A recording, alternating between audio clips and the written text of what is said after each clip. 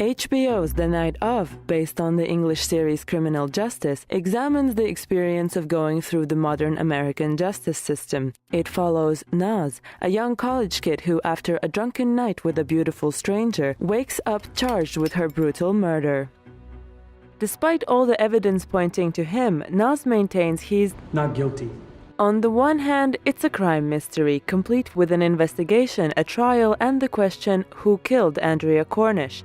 But The Night Of is also a commentary on vision, and the extent to which our freedom depends on the vision others have of us. Let's take a look at the multiple roles of image in the series, and how they challenge the notion of innocent until proven guilty by asking us, in the absence of truth, do we believe what we see, or do we see what we believe?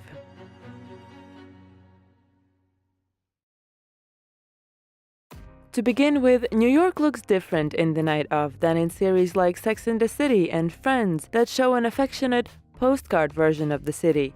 The title sequence foreshadows a noir mood, drugs, crime, and the night.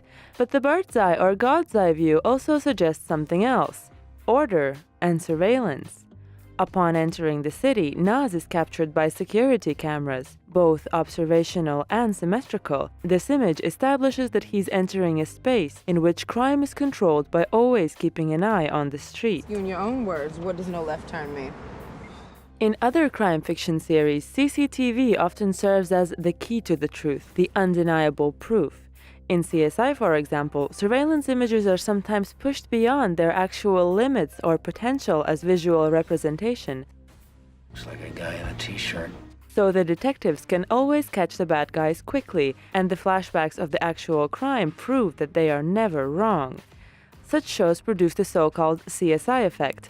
They make us believe any forensic evidence presented is conclusive proof of guilt, and in return, they downplay the role of interpretation in analyzing evidence.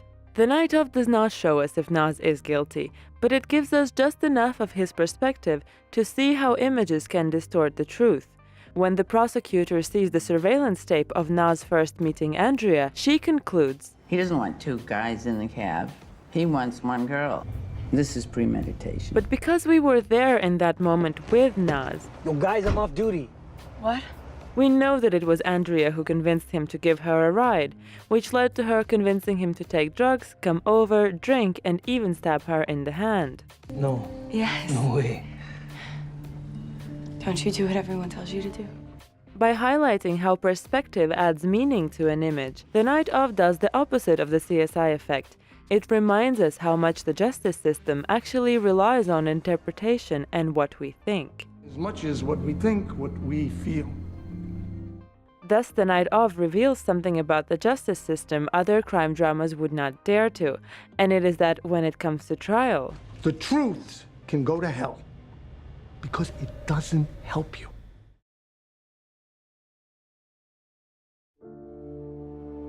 the symmetric framing of the court and law offices represents the fairness that they are supposed to ensure. At first, Naz does not know how the system works, which is reflected in framing him closely and blurring the world around him. I don't understand how the truth can hurt me. Again with this Christ. But when the camera takes a step back, the balance is gone. Common in film noir, boxing people within the frame is a visual representation of them being captured in a box or a jail cell, or even being prisoners of their own life circumstances. In noir, the imbalanced framing equals an unstable worldview.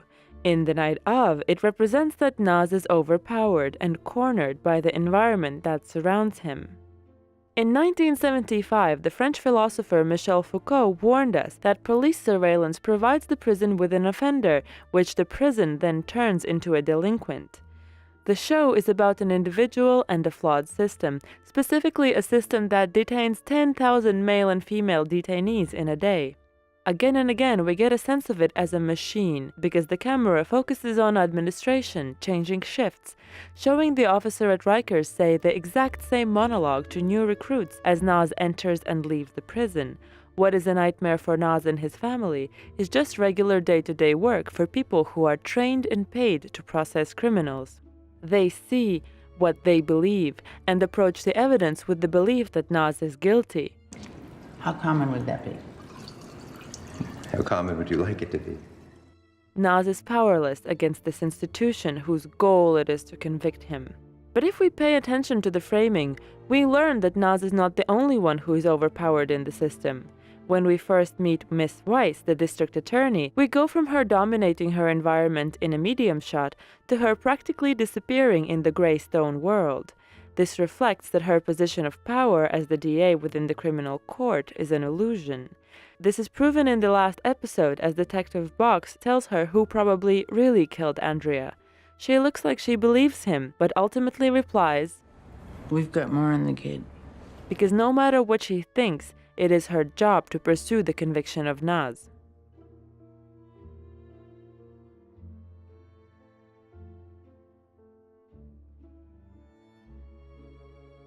Instead of idealizing the justice system, producer Steve Zalian said, We were just trying to represent it as accurately as we could. But in the process, doing the research and the writing and the making of the show, some of its flaws became apparent. And that's that if you're denied bail or you can't afford it, you will be faced with having to fight to survive in a place like Rikers Island, whether you committed a crime or not. And this happens to thousands of people. The major flaw that the producer found in the justice system fits perfectly with what Foucault was saying. Prison is a recruitment center for the army of crime. One of Naz's main advantages at the start of the trial was that he looked innocent, but in Rikers it made him a target. There's a whole separate judicial system in here. And you've just been judged and juried. And it didn't come out good for you. He had no choice but to adapt and therefore gradually lose his innocence. He became part of a gang, developed a drug habit, and participated in a murder plot. Naz changed, and so did his appearance. He became more and more like the image that the prosecution constructed of him: violent, dangerous, and a criminal. The delinquent is an institutional product.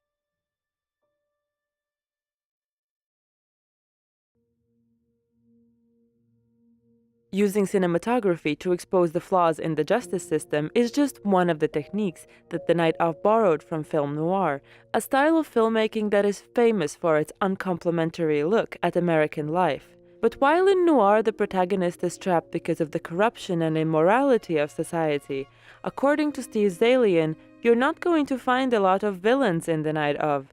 It's regular people doing their jobs. Because the crime is committed in a good part of town, the media knows people will be paying attention. People are key. It is up to them to decide whether Naz is what the prosecution and the media make him out to be. It is up to them to see clearly. When describing how an offender is turned into a criminal, Michel Foucault said, "It is not so much his act as his life that is relevant in characterizing him." The prosecution uses everything about Naz to build a case against him: his past, where he lives, and most importantly, his race and religion. The Muslim part is only helpful. Not if there's one Muslim on the jury. They're not going to like what this is going to do to their community. Because of Naz's image as the killer, his parents become trapped in their house by the media and eventually lose their jobs. Well, you're the mother of that. You are the father of a killer. But because of Naz's image as a Muslim, his whole community suffers. Does he have ties to any foreign organizations? That's under investigation. Organizations? What are organizations? What are they saying? You know what they are saying. The fact that race plays such a big part in the series reveals that it's not just the justice system, it's society that traps Naz. Both are flawed by their tendency to prefer impressions over the truth. The media coverage of Naz's case reinforces the image of the Muslim as the other and dangerous, but it is able to do so because our vision is already clouded by ignorance and prejudice. The result is that despite not being convicted in the end, Naz's reputation is ruined. And so is his relationship with his family. You thought I killed her. Naz stays trapped, but the Night Of shows us that so is everyone else. John, Naz's lawyer, is a character whom we see struggle within the justice system, where he's trapped and marginalized because of his bad reputation as a lawyer. Excuse me, professional counsel, he had John Stone. But we also see his private life in the city, where he struggles with eczema and the loneliness that this visible skin condition condemns him to. Just like Naz, and indeed everyone in this series, John is trapped by what other people see him as. According to Foucault, prison is how society isolates those whom it rejects. But the night of reveals that in the city, public opinion still decides your fate because how you look becomes who you are. We have created our institutions on the ideals that we wish to have, but that our day-to-day lives show are impossible to attain.